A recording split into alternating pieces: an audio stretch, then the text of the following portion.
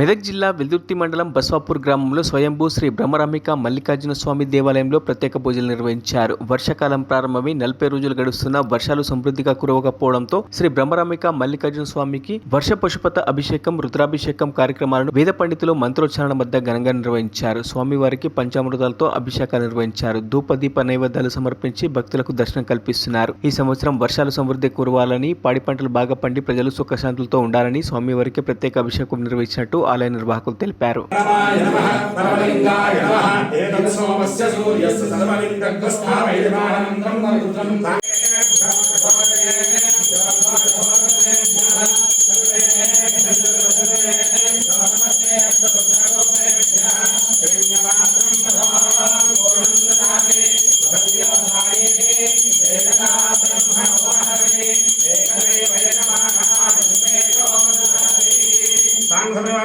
మల్లికార్జున స్వామి నమః. నీరాజనందర్శనమంత్రమాచమనీయం సమర్పయామి, రక్షాన్ ధారయామి. మరిన్ని అప్డేట్స్ కోసం మా ఛానల్ని సబ్స్క్రైబ్ చేయండి.